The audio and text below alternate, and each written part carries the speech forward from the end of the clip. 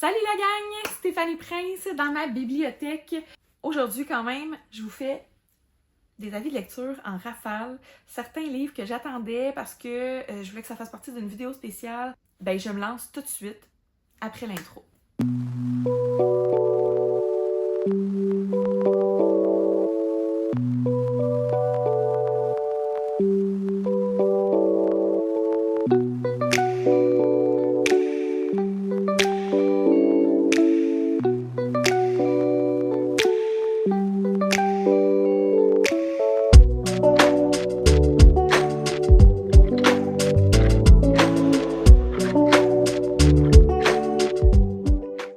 Donc, la première lecture que je viens vous parler aujourd'hui, j'avais vraiment hâte parce que j'ai lu les 2 premiers tomes et j'attendais impatiemment le dernier. Je l'ai eu quelques mois après sa sortie et on dirait que j'avais tellement d'attentes que j'avais peur de le lire. Il s'agit de L'Empire d'or de S.A. Chakraborty, un roman que j'ai encore une fois adoré. Mon Dieu, oui, en tout cas. C'est une série que j'apprécie tellement pour sa... Je trouve le récit différent de ce qu'on voit d'habitude. Ici, dans le fond, on suit... C'est quoi son nom, mon Dieu? Moi, j'ai vraiment des problèmes de mémoire, puis les noms, c'est encore pire. Donc, il y a Dara qui est la chienne, il y a Nari et Ali. OK. Donc, on suit ici Nari. Je peux pas dire vraiment le résumé. Donc, malheureusement, je peux pas vraiment rentrer dans le résumé de ce roman-là. Il est très, très gros en passant, là. Mais parce que je veux pas vous dévoiler de spoilers là, sur les autres tomes, mais en gros, il y a eu des situations qui font que nos personnages se ramassent un peu éparpillés, on va dire ça de même. Les liens se créent entre des personnages qu'on connaissait déjà, mais je trouve que les liens deviennent encore plus profonds. J'ai vraiment apprécié ce tome-là, je vous le dis. Si vous n'avez pas lu cette série, vous devez vraiment lire ça si vous êtes fan de fantasy. Si vous n'êtes pas fan de fantasy, j'avoue qu'au niveau de l'univers, vu que c'est quand même assez différent, tu sais, c'est pas des failles, c'est pas des vampires, c'est pas... Fait que peut-être que ça va être tellement nouveau que pour vous, ça va être un peu lourd, mais j'ai comme l'impression que l'auteur, dans tous les tomes, là, je parle pas juste en celui-là, l'auteur met pas ça lourd. Je trouve qu'on apprend les choses petit à petit, puis l'univers est tellement complexe, mais j'ai pas l'impression qu'il est si complexe que ça après avoir lu les 3. Pas... Oui, il est complexe, ça a demandé un énorme travail de world building, ok? Mais la façon de c'est expliqué, on dirait que ça l'est pas. Donc voilà, vraiment là, j'en dirai pas plus parce que j'ai vraiment peur de donner des informations importantes, mais j'ai adoré. Puis j'ai aimé aussi qu'il y ait plusieurs couches aux personnages méchants. Fait que, tu sais, que c'est pas juste des méchants, il y a toujours du bon, puis les bons, c'est pas juste toujours des bons, il y a du méchant en eux. En tout cas, vraiment, j'apprécie. J'ai capoté, ok, sur cette trilogie-là. J'ai le 4e qui était, je pense, des nouvelles. En tout cas, c'est Le Fleuve d'argent, mais je l'ai en anglais. Puis j'ai hâte de découvrir ça. Je pense que c'est un peu pas les contes. Je trouve pas mon mot. En tout cas, c'est pas grave. Donc, j'ai bien hâte de découvrir ça, mais tu sais, c'est tout petit là, versus la grosse trilogie. Fait que je vous encourage à découvrir ça. Honnêtement, là, coup de cœur astronomique. Ensuite, j'ai découvert le fameux 22-11-63 de Stephen King. J'avoue que je l'ai commencé papier. Je pense que j'étais rendue comme à page 45 ou je sais plus trop, là. J'avais vraiment pas lu grand-chose. L'affaire avec du Stephen King, c'est qu'il y a toujours énormément de descriptions, mais c'était nécessaire, je trouve, dans celui-là. Cependant, le lire assis, pour moi, c'était vraiment une lourde tâche. Fait que je l'ai terminé en audio. En fait, tu sais, j'avais lu 45 pages sur 1000 quelque chose, là. 1000, il y en a plus que 1030. Fait que, en livre audio, c'était exactement ce qu'il me fallait. J'ai augmenté la vitesse, là, parce que la lecture, je pense que c'était comme 28 heures, là. C'était quelque chose. Mais j'ai adoré. J'ai capoté sur ce roman-là. Je trouve tellement que Stephen King est excellent pour placer des ambiances. J'avais l'impression d'être là. Tu sais, c'est l'histoire. Je vais vous raconter un peu le résumé, là. C'est un homme qui est ami un peu avec un propriétaire de restaurant qui est comme dans une roulotte, là, je sais pas trop. Je suis plus certaine pour vrai. En tout cas, bref. Puis dans le backstore, il y a possibilité de descendre quelques marches et d'arriver en l'année en 63, mais en fait, non, c'est pas vrai, il arrive en 58, OK? Il connaît, à notre époque, il connaît une personne qui est concierge à son école et il lui est arrivé de très grosses choses traumatisantes dans sa jeunesse. Donc, il va dans ces années-là, là, il est comme un peu... qu'est-ce que je fais ici? Qu'est-ce qui se passe? Comment ça? J'étais en 58. Bref, il finit par revenir après avoir découvert un peu, après avoir pris une bière, etc. Il revient et finalement, il décide de repartir en mission pour empêcher le meurtre de JFK, qui a été assassiné, pour modifier l'avenir de le personnage qu'il connaissait, là, le monsieur à l'école. Bref, moi, les affaires de voyage dans le temps, j'adore ça. Puis encore plus quand c'est réaliste. Puis j'ai plein de frissons, là. On s'entend dessus, il arrive en 58, là. En 5 ans, là, il a le temps de créer des liens, là. Fait que, il crée des liens avec toutes sortes de personnes à cette époque-là.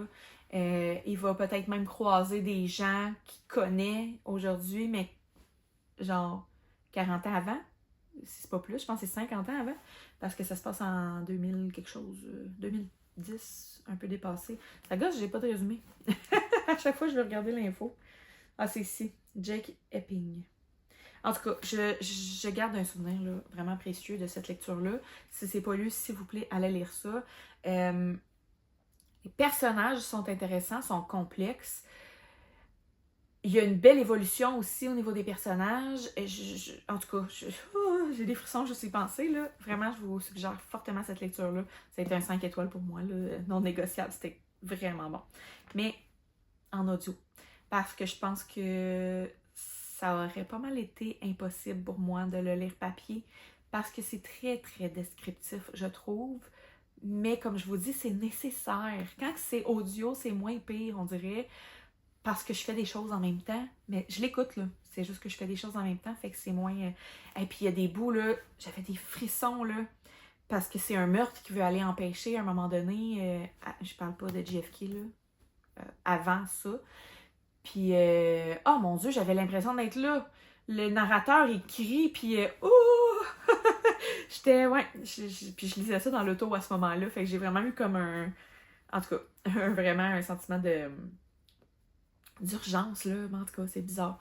Fait que bref, je vous encourage vraiment à découvrir ça. Si vous êtes capable de lire papier, plongez-y, mais sinon, en audio, c'était excellent.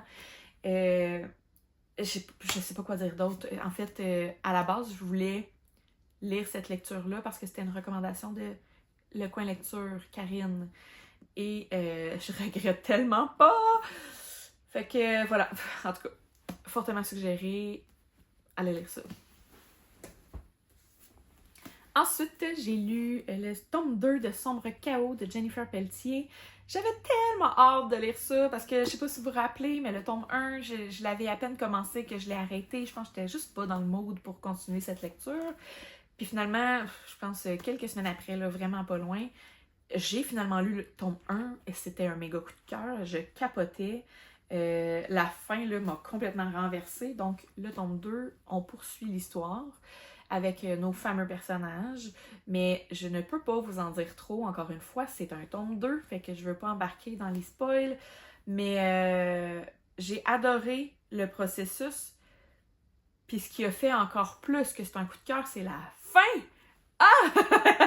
La fin, là, c'était incroyable, j'en reviens pas encore, et pour moi, c'était nécessaire d'avoir cette fin-là. Fait que je vous laisse découvrir ça à votre tour. Jennifer, c'est une auteure que je suis depuis ses débuts. J'ai lu Dénaturé et Sauvage, les 3 tomes. Ici, les 2 tomes de Sombre Chaos, que j'ai capoté. Elle vient de sortir un recueil avec plusieurs autres auteurs de la maison d'édition avec laquelle elle est.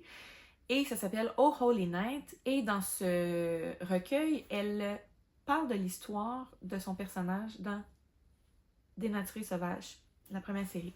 Donc, si jamais vous avez découvert un de ses livres, je vous encourage vraiment à aller découvrir son histoire dans ce recueil-là. Je ne l'ai pas lu encore, je viens juste de l'acheter, fait que ça s'en vient. Mais, on est, en date du vidéo, on est le 23 octobre. L'Halloween s'en vient, je pense honnêtement que je vais lire ça. Je sais que c'est Oh Holy Night, style Noël, là, mais c'est un peu des nouvelles sombres et tout, fait que je pense que je vais lire ça pour l'Halloween. Alors voilà. Bref, Sombre Chaos 2, là. Allez découvrir ça. Ensuite, au Québec, on a... Ben, je dis au Québec, mais en fait, c'est pas mal en Europe aussi, là. Fait qu'au Canada, Europe, il y a une nouvelle maison d'édition qui vient d'ouvrir. Ça fait quelques mois, je crois. Et les premiers romans sont sortis. Donc, j'ai commencé avec la lecture de Au cœur de nos tempêtes de Geneviève Simard. C'était si bon et si doux. T'sais, oui, elle vit des choses pas faciles quand même, ok? Mais, oh, j'ai vraiment aimé. J'avais besoin de ça, en fait, quand je l'ai lu, je pense. Donc, voilà. Bref, tout ça pour dire, ça raconte un peu l'histoire d'une femme qui fait la rencontre d'un homme super impressionnant, je veux dire. Son métier, c'est de travailler sur les paquebots qui vont dans le nord. Fait qu'il s'en va pendant plusieurs mois dans l'année. Fait que il y a le sentiment de est-ce que je m'investis dans la relation? Son rêve à lui, ses possibilités à elle de recevoir, d'offrir, ce qu'elle a vécu, des difficultés au niveau, je vais dire relationnel, mais c'est pas ça, là. Bref, elle a déjà vécu une rupture, c'était difficile. J'ai adoré et j'ai cru comprendre que c'était teinté de la véritable vie de l'auteur. Donc, je vous invite vraiment à découvrir ça. C'était vraiment beau et touchant. Je n'ai ressenti aucune longueur, fait que je vous invite vraiment à lire. Ça se lit tellement vite, là. Je pense qu'il y a comme 200 pages à peu près. Donc, ça se lit vraiment vite et ça fait vraiment du bien. Peut-être en 2 lectures un peu plus intenses, là. Belle lecture, Au cœur de nos tempêtes. Je vous encourage vraiment à découvrir ça. Ils sont si beaux. Hein? Bref. Alors voilà, pour celui-ci. J'ai aussi découvert Café Corsé de Marie Paquette. C'est une auteure que je n'avais pas lue encore. J'avoue que on dirait qu'elle m'intimide. Puis le pire, c'est pas, ça vient pas d'elle, là. Je pense vraiment que ça vient de moi. Et je trouve qu'elle a une belle confiance, on dirait. Je la trouve super intéressante quand elle parle. Bref, j'ai vu son roman, je me suis dit, oh, ça a l'air d'une petite romance. Oups. Ça a l'air d'une petite romance toute cute. Je vais aller découvrir ça. Tu sais, je connais pas. J'y avais demandé des recommandations. C'était au Festival Romance du Québec. Je ne me rappelle plus en quel mois. Mois d'août, je pense. Et elle m'avait recommandé celui-là parce qu'elle a aussi une trilogie, mais je pense que le premier tome n'était plus là. Donc, j'ai pris celui-là. Je regrette pas la gang. C'est vraiment bon. Je m'attendais, ok, vraiment à quelque chose de girly, là. C'est comme un peu rom-com. Vraiment léger. Pas que c'était pas léger. C'était vraiment agréable comme lecture. C'est l'histoire, en fait, d'une fille qui se part un café avec sa chum parce qu'elle a lâché l'enseignement. Et, bon, elle achète, dans le fond, un café dans un quartier où il y a des gangs de rue. Donc, pour avoir leur protection, elle commence à se faire menacer par ces gangs-là. Et bref, voilà. Donc, il y a plein de choses qui arrivent dans ce roman-là. Je dirais qu'elle est confrontée à toutes sortes de menaces, que ce soit extérieures, intérieures, psychologiques. Puis là, bien entendu, il y a comme une petite histoire d'amour là-dedans. J'ai adoré, je pense qu'on y en a beaucoup parlé parce qu'il me semble que ça me dit quelque chose. J'ai déjà entendu quelqu'un parler de ça. J'ai aimé, en début de chapitre, bien souvent, elle mettait... attends un petit peu...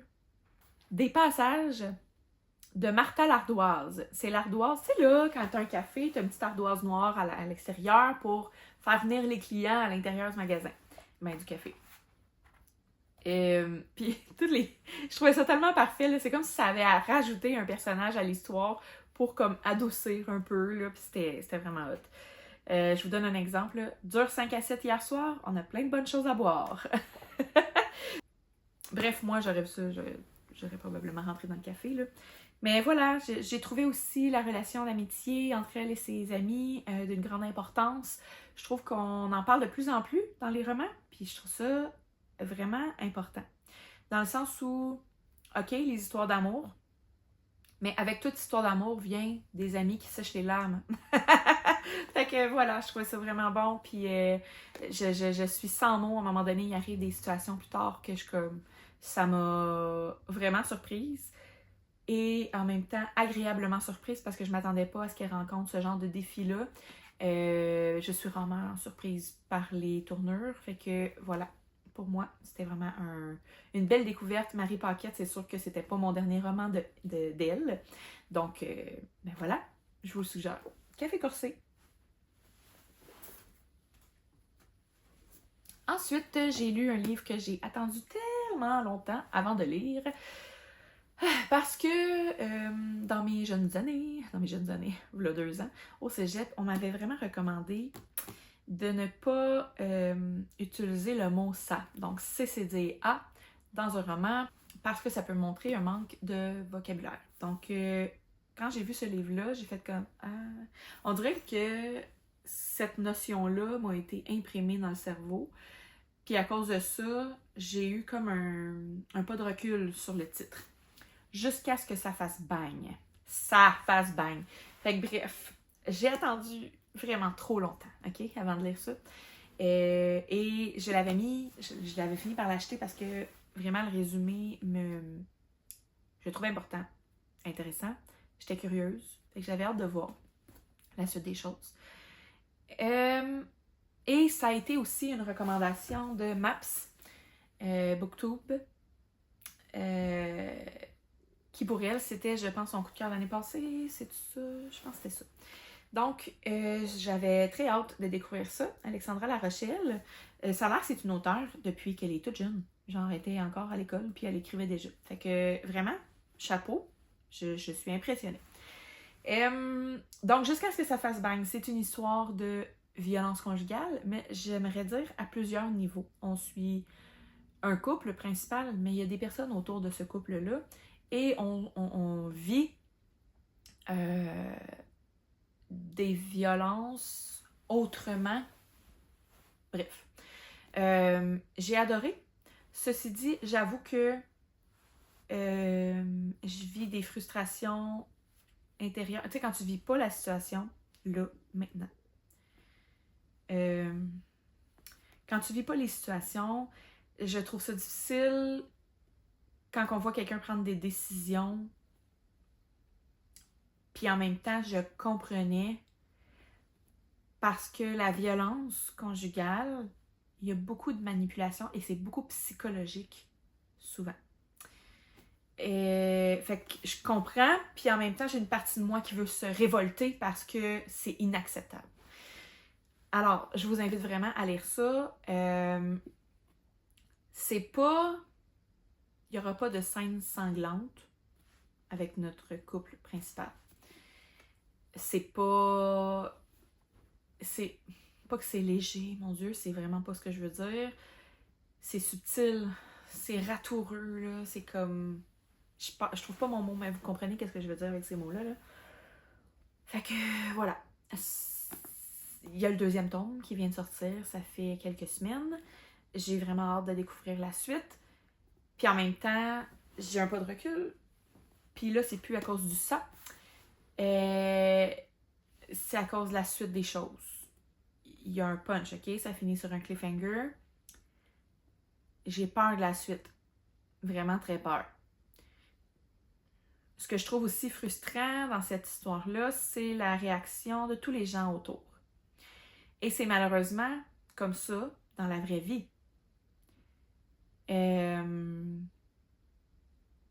Quand on parle de problèmes de couple, ça arrive souvent que les gens vont faire comme « Ah, ben non, il faut que tu travailles sur ton couple, il faut juste améliorer les choses. » On sait pas qu'est-ce qui se passe dans les couples des gens. On sait pas c'est quoi la réalité.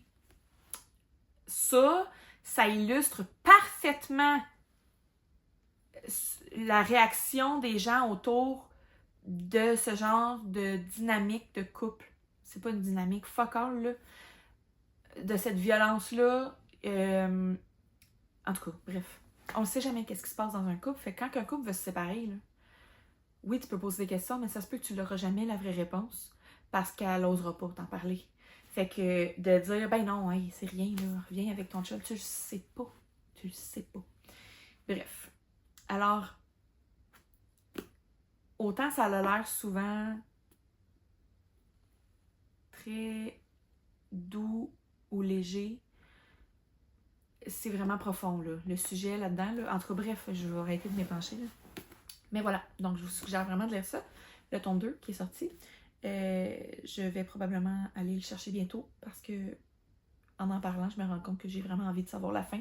La suite, c'était une duologie, une trilogie, je sais pas. Mais voilà, donc à découvrir le plus vite possible.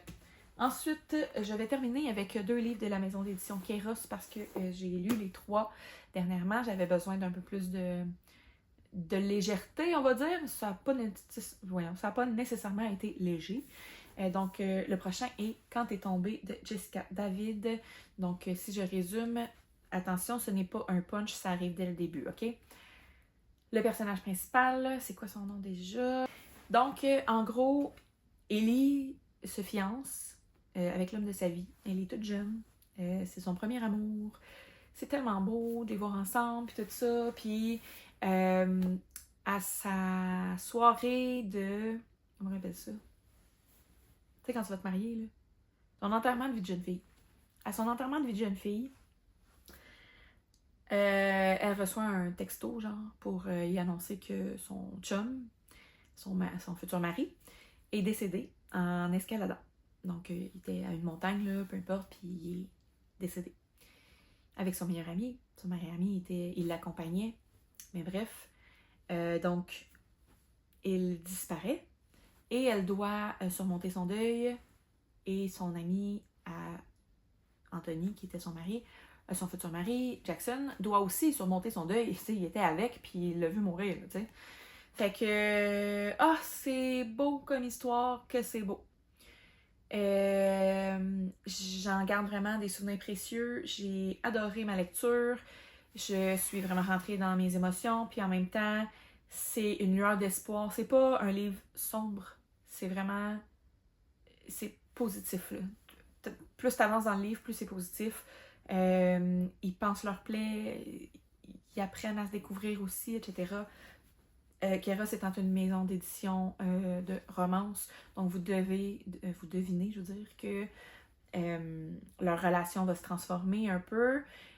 Vraiment, j'ai des frissons quand je repense à la finale. Je suis sans mots. Bref, je vous invite vraiment à découvrir ça. C'était ma première lecture d'un roman de Jessica David. J'ai, je sais pas où, j'ai tout changé mes affaires de place. Ah, je pense qu'il est là-bas. La note brisée, j'ai le tome 1. Fait que il me reste quand même une lecture de cet auteur à découvrir. Alors voilà. Je suis d'ailleurs allée à une retraite d'écriture dernièrement de Jessica David et Geneviève Simard, les 2 propriétaires de la maison d'édition Kairos. C'était super agréable, c'était vraiment le fun. On a vraiment eu du plaisir.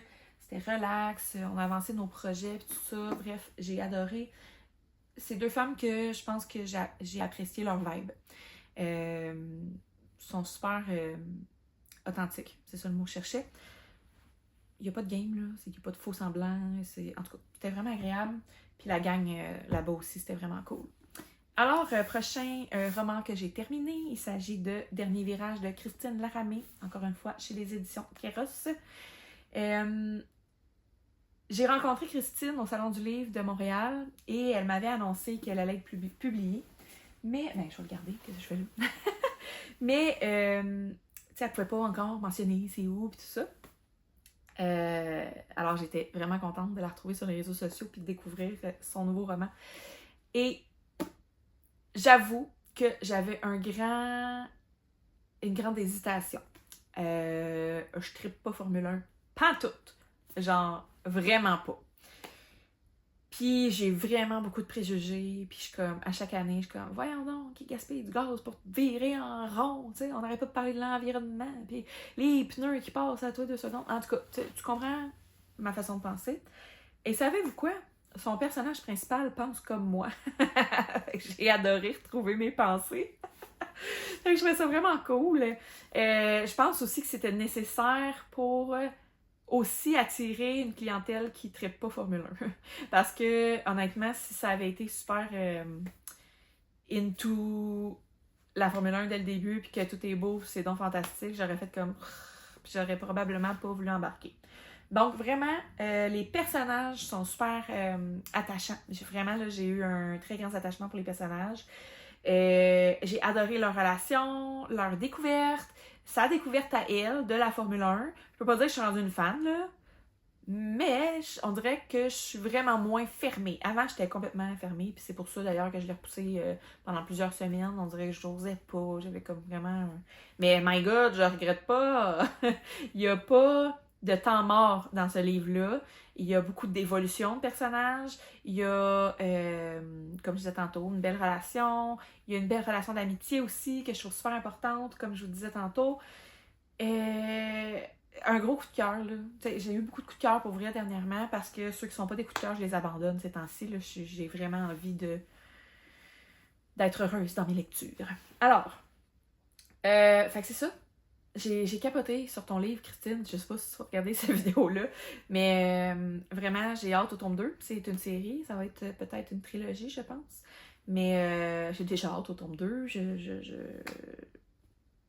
suis surprise de la façon que l'auteur l'a amené et de la façon que j'ai été capable de m'ouvrir à l'univers, puis en peu de temps. Au début, tu sais, mettons les 150 premières pages, j'étais encore un peu... Je sais pas si je trippe Formule 1, là, tu sais, comme si j'étais pas sûre.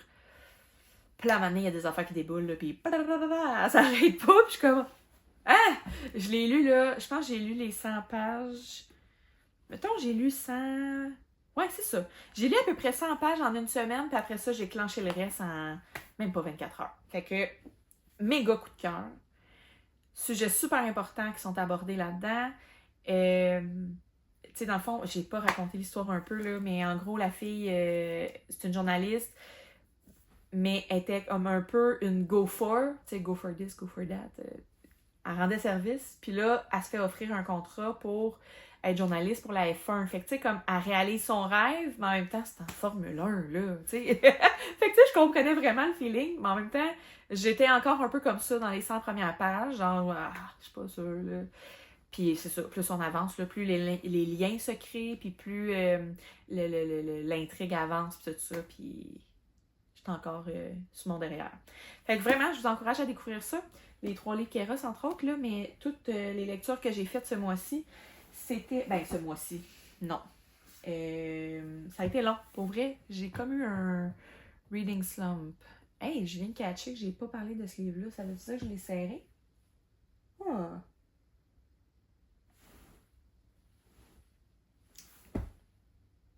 Est-ce que je vous fais la vie tout de suite? Je pense que je l'ai faite, mais... Ah, c'est ça, c'est parce que je l'ai fait écrit dans une publication. Je vais résumer mon dernier avis, ok? C'était Threads of Power. Une chance que j'ai lu la trilogie avant, Shades of Magic, parce que honnêtement, il y a tellement de longueur. C'était pas un livre si long que ça, ok? On s'entend? 22/11/63, c'est 1030 pages. Ok, je l'ai pas lu visuellement, je l'ai lu en audio, mais il y a aussi l'Empire d'or qui était, je pense que c'était 800, je pense que c'était ça, 800 pages. Écoute, il était moins long que l'Empire d'or, ok? Puis je l'ai trouvé tellement long. Tu sais, je pense en juillet, j'ai lu quasiment, j'ai-tu lu 10, 12 livres? Écoute, je suis plus certaine. Puis à cause de Threads of Power, là, je suis tombée à genre 4 livres dans le mois, là, parce que ça m'a pris genre 3 semaines, si c'est pas plus, à lire. J'ai vraiment apprécié retrouver mes personnages, ok? Parce que mes personnages, je les ai vraiment... J'ai appris à les connaître dans la trilogie. Je peux pas dire que la trilogie est un coup de cœur, ok? C'était bon, mais c'est pas nécessairement un coup de cœur. Puis là, j'arrive dans Shreds of Power. Le livre était magnifique, là. Ah, c'est pour ça que j'aurais voulu vous le montrer. Mais en tout cas, le livre, le visuel était super beau. Fait que c'est ce qui m'a donné vraiment envie de le lire. Puis c'est un service presse, fait que merci énormément à Interforum Canada. Cependant, c'est à partir de ce moment-là que j'ai fait comme « Ouh, je pense que je ne prendrai plus de service presse. » Parce que je me mets énormément de pression, puis normalement, je l'aurais abandonné, honnêtement. Il y a des nouveaux personnages dans Shreds of Power. On suit des personnages qu'on connaît tous. C'est comme 7 ans après. Fait que tu sais, j'ai entendu parler que ce livre-là était une série à part. Non. C'est vraiment comme un tome 4, là. Mais 7 ans plus tard. Il y a des nouveaux personnages, mais tout a rapport, là. Fait que, tu sais, si tu t'es pas attaché au personnage, tu vas le trouver long, le livre, là. Genre, je peux même pas imaginer. Je serais curieuse. Si vous avez lu Shreds of Power, là, puis que vous n'aviez pas lu la trilogie avant, venez m'écrire en commentaire pour me dire comment vous l'avez trouvé. Parce que je suis bien curieuse. Moi, ça n'a pas été un coup de cœur. Vraiment pas. J'ai mis 3 ou 4 étoiles, là. Ça se peut, j'ai mis 4 étoiles. Moi, je suis pas difficile dans mes étoiles en passant, là. Mais, tu sais, genre, ça aurait été un 3, pas mal toute ma lecture. Puis là, bon, on avance tout ça, on apprend certains trucs, tout ça. C'est intéressant, là. Mais c'était vraiment trop long. Mais il y a des idées intéressantes. Fait que, tu sais, on dirait que ça me donne envie de lire l'autre. Puis en même temps, je me dis, aïe, il s'est fait 800 pages. Ça me tente pas, là. Ça me tente pas. Fait que, c'est ça. En gros, j'avais vraiment aimé, mais il y a beaucoup trop de longueur. Alors, voilà. Mais j'ai trippé à retrouver mes personnages. Donc, ce sera tout pour aujourd'hui. J'espère que vous avez apprécié cette vidéo. N'oubliez pas de liker la vidéo et de vous abonner sur la petite cloche en vous abonnant sur la petite cloche en passant, là, vous pouvez aller cliquer sur toutes les notifications. Donc, vous allez, à chaque fois que je sors du nouveau contenu, vous allez recevoir une notification. Donc, voilà. Fait que je vous souhaite une belle journée à part de ça. Puis, on se revoit bientôt. Salut!